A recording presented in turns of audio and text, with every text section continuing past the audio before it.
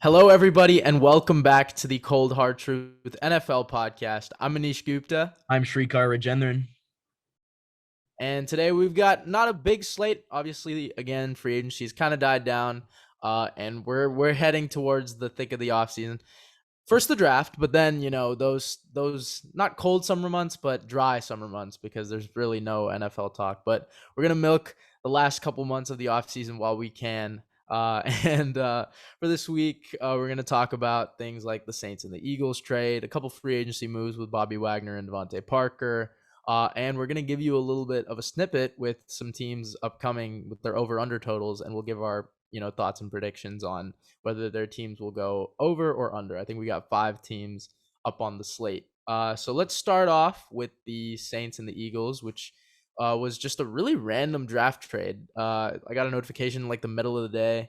And yeah, I mean, I think it was pretty obvious that the Eagles were not going to keep their back-to-back picks, right, in the first round, like 15 and 16. I thought they were going to move, if not move down, or at least get some capital off that. I thought that was just a pretty obvious thing, and they did. And the full trade details I got to pulled up here. The Saints will receive the 16th pick and the 19th overall pick in this year's draft, as well as a 6th round pick in this year's draft.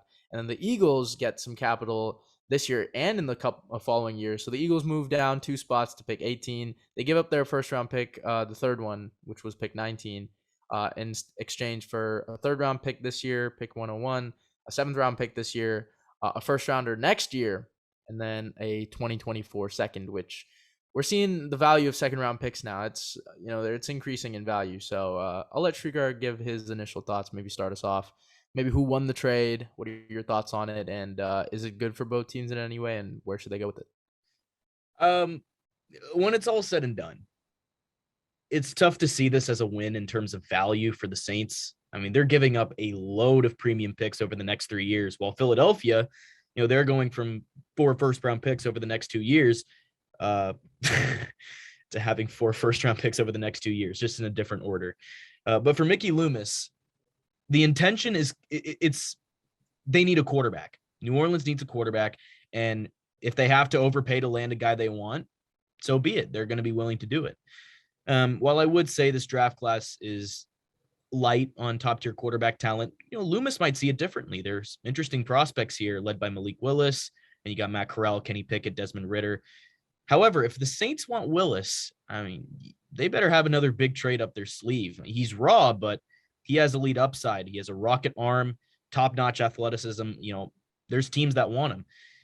In theory, the Saints can get to the 4th pick or maybe the 5th pick if they package their selections, provided, the Jets or Giants would be willing to dance. Of course, both those teams, they're in rebuilds. They should welcome the additional capital. For Loomis and the Saints, though, anything short of drafting a quarterback makes this trade make not much sense. New Orleans basically gave up a small fortune in draft picks, and they need to figure out their future at QB. It's the game's most important position, and apparently the Saints believe the time has come to make that happen. So I'd be pretty surprised if they don't select a QB or, trade up for one here. Yeah, my initial thoughts, first of all, I thought the Eagles played this really good. You're just, again, accumulating capital over the years. That's what Miami did. And I think the Eagles are following in their footsteps. And also, like, if you think about it, right, they're showing faith in Jalen Hurts in the sense that, we know you're not going to take a quarterback in with, either of your 2 selections this year.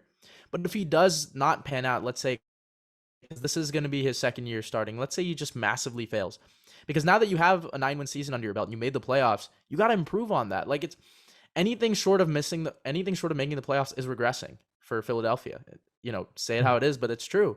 Because the NFL last year was pretty balanced and it was pretty tough. It was pretty tough to make the playoffs last year, and the Eagles did. Sure, they had a light schedule and the teams they beat weren't good, but hey, they did what they were supposed to do and they made the playoffs. So, there are some expectations, and if Jalen Hurts can't deliver or he falters, right, now you have 2 first-round picks in a class in 2023 that's got a lot better quarterback talent. So I think what Howie Roseman did, and I guess Jeffrey Lurie, if he was part of this, just buy some time. And On the flip side, I mean, if Jalen Hurts does, if he pans out for the Eagles next year, you can get more talent around him this year, more talent around him next year. So it works out perfectly for them. Yeah, exactly. And I think in the Saints' mind, right, they're thinking to themselves, I mean, here's like the only reason you would give up next year's first for this year's first is you think the talent here is just you need it right away. There's maybe a player that they're looking at, they just think, okay, it's a slam dunk and we want to get him with our pick right now. And maybe they think that their next year's first round pick is going to be even worse than what they're getting right now, right? Who knows? I don't know. I frankly think it won't be. Like, I think they got the 16th pick. So they're basically saying that their next year's first won't be as good. But yeah, I think quarterback definitely has to be in consideration. And for the Saints, I think Pickett is a better fit. And the reason why I think that is just because the Saints need stability there, right? Like that's what they're going to look for. Cause you don't want to, again, right? With Denver, they did the same thing. They looked for upside and talent for the last 5 years trying to replace Manning, and they never could. Look for some stability. Pickett gives you that in some way. You have Alvin Kamara, you have Michael Thomas. Kenny Pickett can get the ball to those guys. Sure, Willis could give you some dynamic, duo with him and Kamara out the backfield, but I think Pickett is a more stable thrower, someone that you can throw in right away, rather than having to develop Malik Willis. You don't really have a guy that you could redshirt him for. I think Pickett would be a better option here, Yeah. so maybe that's I why think I think no matter what direction they go at QB, you got to sit him behind Winston for one year, maybe 2 years. I'm not The sure. I'm not prospect. sure if they would. I'm not sure if Pickett wouldn't start right away. Like, really, if he dazzles in camp, I wouldn't be shocked. But yeah, obviously Winston will have a comfortable lead in that. I think the hope though is that they could sit behind Winston. Yeah, yeah. And then also, I mean, with the second pick, you can go tackle. Jack and I went back and forth on Trevor Penning. After watching it, and usually I don't concede to him very often. I did. I agree with him. Trevor Penning is not scheme friendly. And I do agree. Brenhart Raymond or Ryman, however you say it, in the Bernard second round Raymond. would be a good guy to get in the second round. Um, I think you could definitely look for Olave. Talk to a couple Saints fans. I think they love Olave. You Mhm. need that second receiver just because again, Michael Thomas has been so iffy, and even before last couple of years, he was injury prone too. So yeah, you need that second guy, and Olave is a bona fide stud at wide receiver too. So Best I route would runner love to in the see. class. Yep, I would love to. Oh no, okay, okay. Whoa, whoa, whoa. I Garrett think he Wilson. is Garrett Wilson is one. Whoa, whoa, whoa. a Let's route not let's runner. not spark a debate here, but I got Garrett Wilson as my route runner one. Uh, But yeah, the I debate mean, for hey, it's an Ohio State receiver either way, so I'll take it. But yeah, I'm gonna go with I think Olave would be the best fit for them. Even though receiver, it's pretty deep receiver class here, but yeah, I would like Olave. What are the picks they have now? I believe they have the 16 16th and 19. and the 19th, right? I think Yeah, so. yeah, because they moved up and then they got the Eagles pick. Yeah. So yeah, so yeah, I think in one of those picks you can easily get a Pickett and an Olave. And the best part is, right, they're both ahead of the Steelers, right? So if the Yeah. Steelers do want them, they'll have to go They're up gonna have to, because yeah. they're 20. Yeah, so I think that's also what they're thinking. I think that's also a key little part in this trade, right? The number 19 and 16 that is ahead of 20. So Mhm. yeah, I think long term Eagles, I love this trade. And for the Saints, it really just depends on what you get with these two guys. They Yep. have to be hits. They have to. Yep. I agree. Yeah. Moving on, I guess I think those are probably quick thoughts on that. We're going to talk about the new overtime rules. Look, in a progressive NFL, this was coming. I really didn't want to see this. Jack rubbed it in our faces that the rules would change. I didn't think it would. That's my fault for not believing in, the progressivity of the NFL. But yeah, I mean, obviously with the way the media works and now how the NFL is, yeah, the overtime rules were, I guess, inevitable to change. And now I think just in the playoffs, right? It's both teams will get a chance. Yep. It's not that one team can win with a 2-point conversion, right? It's like both teams get Well, an equal chance. yeah, each team gets the ball at least once, and then sudden Yeah, death is still tied after. yeah. So field goal or touchdown would work, right? Uh-huh. Yeah. So kind of, I mean, kind of like college, but I think even in college you get to keep matching. So Yeah. not like that. I mean, initial thoughts. I'm not too opposed to it just because since they didn't do it in the regular season, I completely agree. Because again, I pulled up the metrics in the regular season. 57% of teams will win when they get the coin toss first. That's not enough. That's not enough for me to say, okay, it's Yeah. unfair advantage. But in the playoffs, I think it's like 10 of 12 teams or something like that. In like the last 10 years or something. And that makes sense. Best offenses, right, will represent teams in the playoffs. So obviously it's going to be hard to stop those with momentum. And we saw that this postseason. So yeah, I'm not opposed to the rule. I think it's fine. Also, I'm glad that it's sudden death and there's no continuous matching, right? Like if the Bengals and the Bills are going in overtime and the Bills lose the toss, they keep going matching back and forth. That's just not good. Obviously, it puts wear and tear on the players. Mhm. So I like it. I think I'm cool with it. That was a proposition that Jack and I had when we talked about it on an episode. Good. Yeah. So you may be wondering, what does this do? Well, it really depends on the teams and, their coaching philosophies. It really depends, but it could extend a shootout by one touchdown, one extra point apiece before, an ultimate deciding field goal, or, you could change strategy because let's say we look back at that Bills Chiefs game. Maybe the Chiefs go for a 2-point conversion on their first possession, knowing Buffalo, can only tie. And so short drive and a Harrison Butker kick wins it. Or maybe Kansas City scores 7 points and Buffalo decides to go for a win or lose 2-point conversion and win the game. Basically, this doesn't solve the problem. There was no real perfect solution for this, but because look, people are going to find complaints if coaches don't go for 2 points. Others, won't. But it does create drama. And it's also going to ensure that nobody such as Josh Allen or Patrick Mahomes ever has to, watch from the sideline with his team's fate on the line. So I think it's good for, what they had to do. I mean, they were under pressure to really change it. And I think it's a good enough proposal and a good enough fix for this. Yeah, I mean, obviously, like if you even consider it though, too, it's like if, like, let's look at that Chiefs Bills game, right? Fine, the Chiefs score, the Bills score. Well, the Mhm. Chiefs still have the chance to win it with a field goal now because it's sudden death after, right? So it's like, I mean, people would still kind of be opposed to it a little bit. But I think, yeah, people just wanted to see the other team on the field to have a chance. I think that's I think the consensus right there, Mhm. which I guess is solved in a way, right? We get to see both teams get their shot in overtime. Yep. But honestly, if we're being real, I think there are more problems that are going to arise. Like people are going to want even more change That's with what I'm saying. There's going to be, two sides to this whole thing, and, people are always going to complain. yeah, it is what it is, and obviously the NFL is going to respond to those. But again, as I said, right, with the league being more progressive and listening to the media a lot more, safe to say we've seen so much change in the last 5 years. I mean, what first? Okay, or actually, let's date it back in like to like the last decade since like 2015. We've had the PAT change, right? Move Mhm. back. We've had the touchback changed. We've had the season length change. I mean, the first time in like over 40 Yeah. years, right? So And we've that had could be changed again in the future. Yep. Get The it even. playoff bracket has now changed, right? I mean, it's just so much in the last 10 years, only 10 because the NFL's been pretty constant since the 1970 merger. It's been pretty stagnant till 2015, honestly. Yeah. Or I mean, the only thing was probably that overtime rule. So, yeah, the NFL is building. Again, we have to remember this is still a pretty young league, and there's so many years to come. So, yeah, a little history lesson for you guys there. But yeah, that was our touch on the overtime rules. Hopefully, we get to see maybe it in effect in the postseason. And honestly, with how narratives are and how storybook endings we see in sports, I have a strong feeling in 2023, the postseason, there's going to be an overtime game where both sides are going to get it, and there's something wrong is going to happen. We're just going to be like, see what Yeah, happened with we the should rule. have kept it yeah. Yeah, there's going to be something like that. But moving on, we got a couple free agency, trades slash signings to kind of round it out. There's going to be a little bit of these, sprinkles like Tyrann Mathieu still has yet to sign. Obviously, he visited the Saints, but we're probably going to talk about where he goes in the next episode.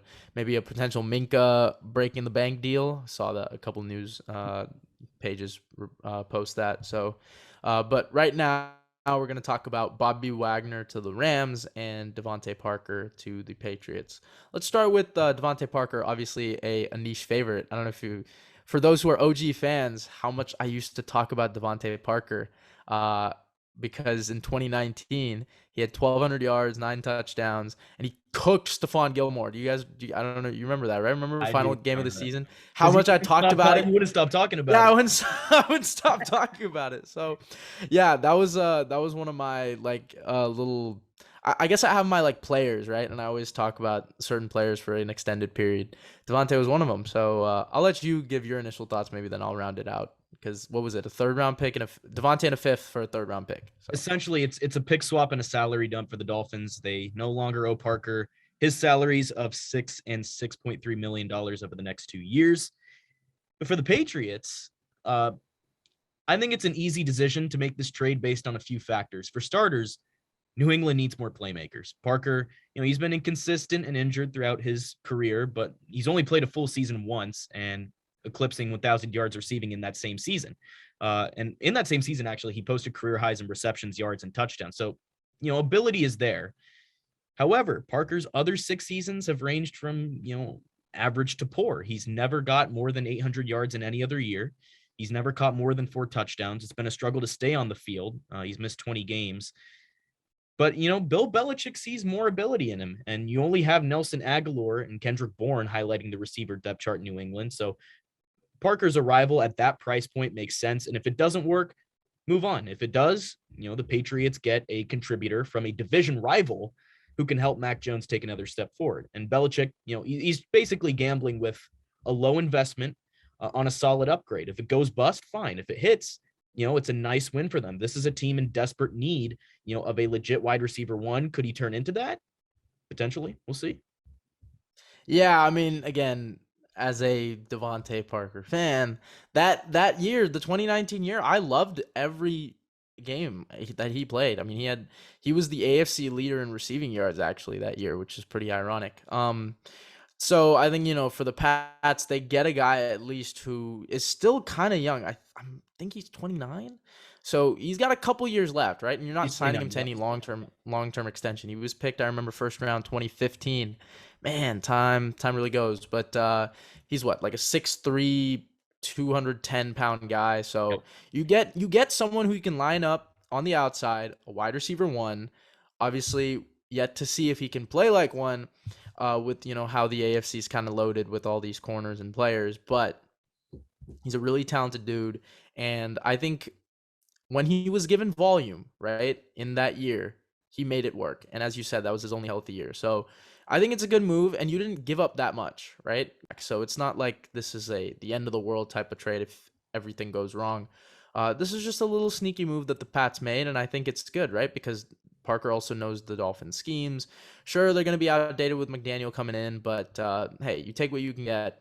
Obviously, he knows what defenses Miami ran when they went against him. So just a little bit, every time a division rival goes like that, there's always a little bit of that type of aspect. Mhm. But yeah, in terms of the trade, again, nothing too major, but yeah, I think Devontae Parker has a lot of potential for this team. And again, new situation for a former first round pick. Yep. It could always work out. He needed it. And yeah, and also, players when they go to the Patriots, they make it work, and then They whenever do. they leave, it's not the same. But yeah, let's switch it up to the defensive side of the ball and into the NFC. Bobby Wagner, a 6-time first-team All-Pro, definite first ballot Hall of Famer in my eyes, is going to an NFC West rival in the LA Rams, not the Niners, not the Cardinals, who were interested, but the LA Rams. 5 years, 50 mil, wearing number 45, not 54. So why don't you give your initial thoughts, because you are a NFC West fan. So yeah, how's it gonna feel to still have to play Bobby Wagner, but now for the juggernaut Rams who beat you guys in the NFC Championship? No, you're really rubbing it in, huh? I always I always get my little shot in if every time, because that's the one game Sean McVay, he won the one that mattered, and yeah, I get to rub it in. All right. Well, Bobby Wagner, he's turning 32 years old soon. Basically, the Rams are banking on him holding off father time, but I'm not surprised. Like, I'm not surprised a bit that Los Angeles made this move because they've made a lot of huge swings in recent years. I mean, it goes all the way back to their trade for Jared Goff. Yeah, the Matthew Stafford, Jalen Ramsey, Marcus Peters, Aqib Talib, Von Miller, Brandon Cooks. And they also signed Odell Beckham, Robert Woods, Allen Robinson this offseason, Leonard Floyd, Andrew Whitworth. Snead has, he struck out occasionally. You look at that Todd Gurley extension, but I mean, his track record, it's good. And if Wagner works out, I mean, the Rams have another big name stud. So good for Los Angeles. I mean, they always go with this, stars and scrubs approach, but I just see it as it's not really surprising. And let's see if it works out for them. I mean, yeah, I think the Rams know that they're not in a mode to rebuild. Like they would not be able to use any draft capital. Any of the guys that they draft would probably not start right now, except at maybe tackle, right? So I think for them, It's just a question of how good can we get right now. And Bobby is definitely better than Ernest Jones. As well as he played in the Super Bowl, Bobby Wagner is a better linebacker than Ernest Jones. So I think it's an upgrade. And obviously, with what Bobby knows, playing in Pete Carroll's scheme, which now they've switched from a 4-3 to a 3-4, which took a lot of time for Seattle to do. But, Bobby knows his stuff. He knows Pete Carroll really well. Again, with that division rival type of thing. And also, again, the Rams are the Rams. Like, they just have so many studs, and you add another one. I also think the money that they gave, people are, iffy on the money. It's the money that they would have used on Von Miller. It's just Von Miller got a bigger annual contract with the Bills, right? So instead of paying 20 mil a year for an older superstar, they paid 10 mil a year for a superstar that's actually younger and at a more important position of need than Von Miller. So I thought that was a better move. And again, the Rams are going to keep themselves up at the cream of the crop of the NFC. That's another thing. The Rams are finally valuing linebacker. Like, Yeah. I mean, yeah, because they just let go of Littleton. I mean, Littleton was really productive for them. And yeah, it couldn't be the same on Las Vegas, but let's hope Bobby Wagner keeps his shape with the Rams, and obviously, I think he will. Sure, he's 32, but he's still a top three, Mike linebacker in football. yeah, I agree. We'll see. Yeah. So that's our little free agency roundup. We're moving along quickly. We're gonna go finally to our over/under segment. I'm gonna hand it off to Srikar to lead it up, give us the 5 teams, and then how it's gonna work. What we like, how will the segment work? Why don't you take it All away? right, I'm excited. So I have the lines pulled up for 5 teams that me and Anish picked out: the Colts, the Falcons, the Patriots, the Saints, and the Giants. We're gonna go over each of those teams individually. We'll start with the Colts and with the Giants. We'll just go in that order. But yeah, I'm gonna say the line, I'm gonna say the win total, and we're either gonna go over or under. We'll give our reasons why, we'll give some analysis, and we'll go from there. So let's start out with the Good. Colts at 9.5. I'll start off with this one. I'm gonna say over. I'm gonna say over for the Colts here. We've talked about this a while ago, but what do we like about the Colts? They didn't lose much, if anything, this offseason after winning 9 games last year, and they added Matt Ryan. And also, Indianapolis gets to play a second place schedule instead of a first, which means you avoid the Bills and Bengals, and instead you get, teams like the Steelers and Patriots. And also, look at their division. Look at the AFC South. I think Indianapolis should go 4-2 at minimum, and they get the NFC East. So not bad. I think they're going to get 10 wins and up. Okay, yeah. I'm gonna agree with that. I think I put in our TikTok thing that I think the Colts could be a top 5 team in the AFC. Not even just in standings, because I think they'll win the division, but just in general. Like, they have a really good roster. Frank Reich finds ways to win with any quarterback at the helm. Again, he's had 4 different ones in 4 years, and he's still had 3 winning seasons. So it's not like this guy can't coach. And yeah, again, the division's not that strong. I think the Colts shouldn't be the runaway favorites, but the Titans can't keep winning it. I don't think Yeah, I think this is the year where the Colts overtake them, just because I think Matt Ryan is less volatile than Carson Wentz. So yeah, I'm gonna go over. All right. Yeah, we're both high on the Colts. So next up, we have the Falcons at 5.5. I'm going to say under. I mean, the Falcons just don't have enough talent, man. I mean, they really just don't have a single recognizable skill position player on offense outside of Kyle Pitts. Defensively, I love AJ Terrell. I mean, he's one of my favorite corners, but there's not much else. And even at 5.5 wins, that's a pretty low line. I really don't think the Falcons hit the over. I'm just not very high on them this year. Okay, this one's tough because I think they are at the cusp of 5 and 6. Like, literally, it comes down to that. And here's my thing, right? They went 7-2 in one possession games with a rookie head coach, no Calvin Ridley, right, and an aging Matt Ryan, who, again, I still think will play great. It's just on this team, he didn't have anybody to throw to. And you come in with at least Marcus Mariota, who's younger, more dynamic, and at least can throw the ball down the field. The only thing is, right, I think Zacchaeus is your wide receiver 1, and Yeah, I love Kadero Hodge, KH, Brown, former Brown, but Frank Darby. yeah, he's not gonna. Kadero Hodge is not gonna be your wide receiver 2. So I think, okay, barring, I think they, hopefully they do draft a receiver. If they do, I'm actually willing to go over. I think it just, the only problem is there's too many ifs with who they draft. Uh, but the NFC South is technically kind of weak, and I think they split with the Saints and the Panthers. So if I really were to look at it, I think they get 6 wins. I think they do, Mm. and I'm gonna say over. Okay, interesting. Okay. I don't think Slightly above the over, but it's over. All yeah, right. I know. I think these are this is one of the teams where is not gonna make the playoffs, right? Uh, But it's just tough. I just really I like if Kyle Pitts breaks out, you never know with how this defense looked towards the end of the year. Also they got 2 new linebackers in Lorenzo Carter and Rashawn Evans, but yeah. Those oh man, didn't it's feel tough. that I might much. be regretting it a little bit just because I have them at 6, but I mean, I'm just looking at this roster and this team found a way to win 7, Let's say right? they draft Garrett Wilson at 8. Would you say over? Ooh, Because that's a real yes, possibility here. yes. Okay. If they okay, all right, there we go. My contingency on it is Garrett Wilson over, no Garrett Wilson under. There we go. Okay, there we go. Sorry, I know I'm not allowed to do that, but The yeah, OSU contingency. There it is. yeah. How about that? Next Yeah, up. that's all right. Yeah, my Ohio State contingency. How about that? Awesome. All Is right. that fair? Am I allowed to do that? We'll go with it. It's a Okay, little iffy, perfect. but we'll Cool, go cool. with it. But next up is the New England Patriots at 8.5. I'm gonna say under. I mean, you look at the rest of the AFC. The Patriots, outside of trading for Devante Parker, they did nothing this offseason. They watched JC Jackson sign with the Chargers. In their own division, the Dolphins and Bills both improved, with the Bills being the favorite to win the Super Bowl.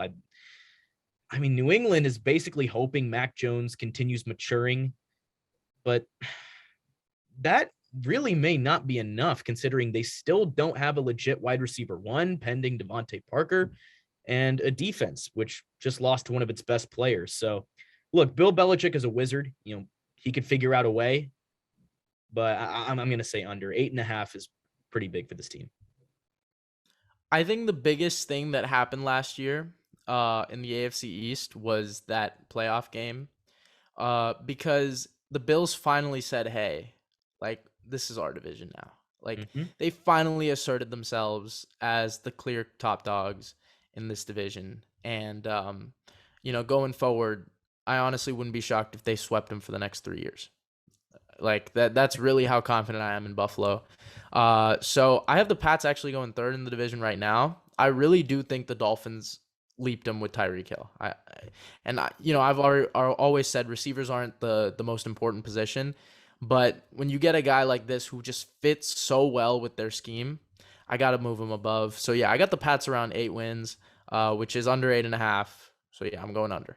Okay, interesting. So both on the same page, barring that OSU contingency with the Falcons. Got 2 more teams left here. The New Orleans Saints at 7.5 wins. You know what? I'm going to say over. The Saints aren't a great team. I mean, right now they have a quarterback combo of Jameis Winston and Andy Dalton, with Winston starting unless, Oh yeah, I totally forgot about Dalton. yeah, they got Dalton. So Yeah, Winston he's starting not bad. unless he needs more rehab time coming after that torn ACL. Depends what they do in the draft. However, New Orleans has a good defense. Their division is literally a train wreck. I mean, we just talked about the Falcons. The NFC South is just terrible. So even with their limitations across the roster, the Saints should be able to handle the Falcons and Panthers. If they can, find another 4 to 5 wins on the slate, they cash the over. So, you know what? I'll bet on them. I think they'll get 8 wins or more. All right, I think you just sold me on fully putting the Falcons at an under. Yeah. Yeah, I'm gonna fully put them at an under here, just because as much as I love Garrett Wilson, yeah, I mean, I always tell myself let's pick a side. So yeah, okay, sorry, it took me like 10 minutes to finally come around, but All good. yeah, for the Saints, I was actually gonna go over as well. I love Dennis Allen. He's my favorite coordinator in football, defensively, and yeah, you said it. They have a great roster still. Look, I want to put another contingency on Tyrann Mathieu. No, I'm kidding. I'm kidding. I think they still get because what is it again? 7.5. Yeah, Seven and a half. I think they get 8 or more. Just because again, yeah, the division is weak, and we've seen them have Tom Brady's number, right? So it's not like they can't win one, if not both, because they did it with Trevor Simeon, and they just I don't know. It's weird for me, right? Like it's weird for me to say the Saints are just a bad team. They're not. The roster is still really good. Sure, they lost Breeze and Peyton, but it's hard not to look at their personnel. And yeah, I'm confident they can get 8 or more, especially in the NFC. Like, Yeah. I just like, the Bears are not better than the Saints, right? Like, I feel like the Saints would be a second place team in every division except the NFC West. Yeah, it's a fair take. Yep. Final team here, the New York Giants, and their win total's at 7. So I'm going to switch it up here. I'm going to say you can't push. So All you got to right. go over or under here. I'm going to say under. The Giants have replaced Joe Judge with Brian Daboll as a head coach, and that's almost guaranteed to be an upgrade. However, Mr. Daniel Jones is still the quarterback, and not many teams did less in free agency than New York, so not very impressed from them there. So in a division that is both weak and yet somewhat improved, I guess, I don't really see the argument for the Giants improving their win total by a lot of games. It's tough to do unless you're, a really strong believer that Brian Daboll is the next great head coach. This one's a little tough, but I'm gonna say under here. Okay. All right. So I have okay. All right. I'm very tempted to still. All right. I believe in Daniel Jones. I always have, and I still will, because he hasn't gotten a fair shot. He just hasn't. I haven't seen a fair shot given to this man. That being said, because I think they're gonna get a tackle in the draft, no doubt, and they're gonna get a good defensive piece in the draft, right? Mhm. What I see here is a 6-11 team. That's literally what I see right now. But that's not to say they don't have potential, especially with Dable under center in terms of coaching. So again, yeah, this is definitely Daniel's make or break year. I think DJ, if he doesn't show something, like just anything, right? Or it could be 2 games of just a great stretch, right? If he doesn't show any of that, right? Like, for example, Kenny Golladay will probably be gone if he doesn't do it. They'll get out of his deal somehow, right? And their offensive line, you need to get somebody, right, alongside Andrew Thomas. It's just this Giants team has just been so up and down that you just can't. It's hard to put faith in them. So yeah, I'm gonna go under as well. So we didn't differ at all on those. I mean, yeah, I wanted to differ on Atlanta. I really did. With You still have the time. You can. yeah, I can't.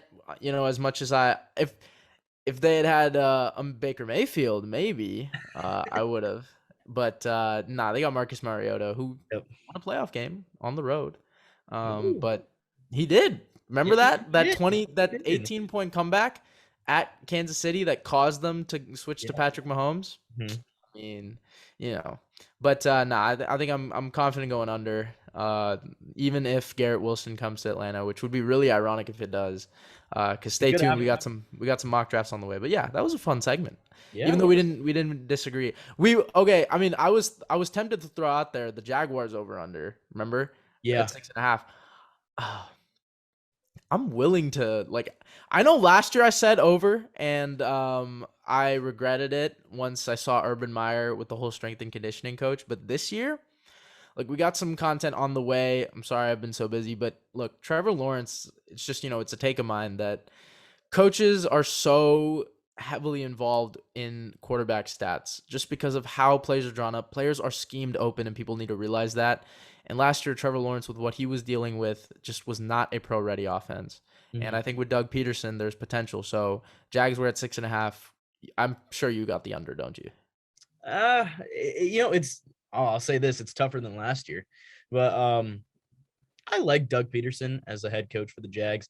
I think they're marginally better. I don't think they're a 7+ win team yet, so I'll still say under. I don't know. Okay. My hot take for the Jags this year was not 7 wins. It was that they would split with the Titans. That was my take coming in ever since the season ended and they got Doug. I would not be shocked if this team won 7 games. I really would not. I wouldn't be either. Like like if you watch how they played against the Colts, that was one of the most that was a really impressive win, Yeah. right? I mean, they looked like a really solid team. Hmm. They outplayed them both sides of the ball. They manhandled them in the trenches on both ends. I wouldn't if that's the football I'm getting from them. Well, That's a let's 7+ see. I win mean, team. that's a whole different situation. That's week 18. I mean, it's the final week of the season, so anything can happen. Obviously, they wanted to upset their division rival right there. So I don't know. I mean, They'll yeah, get better. I mean, they're it's a in lot asking when Christian Kirk is your receiver one, but hey, it's an upgrade. I know people are mad at the money, but at least it's an upgrade. Like, okay, and yeah. for Jacksonville, I feel bad because they have to overpay. They have to. No one wants to go there. So, it's just, yeah, people hate on the money. I do too, but you have to, like, you just have to simply give the money for it. So, I guess yeah, so. it was a little. I guess we gave a 6 team there. Yeah, there we go. But And we differed there, but yeah. yeah. So yeah, to wrap this episode up, we had a little, quick segments here and there. Let us know your thoughts on all our topics, especially I guess I'm most interested to see in the over under for Jacksonville. I think that's probably the one I'm most interested to hear from you guys. Also, let us know about your thoughts on the overtime rules. That one too, because Hmm? I guess we both agreed on it. But is there are there people out there who just don't like it? And wanted it to stay the same. So let us know in the comments below. We've got some more content coming on the way, especially on our Instagram too. We're gonna do a couple posts. I'm gonna get started on that right away. And yes, scouting reports will be on the way. I saw a couple comments on that. I'm still working on it. This just motivated me to keep going. But yeah, thank you guys so much. We've been the Cold Hard Truth NFL podcast, and we will see you next time.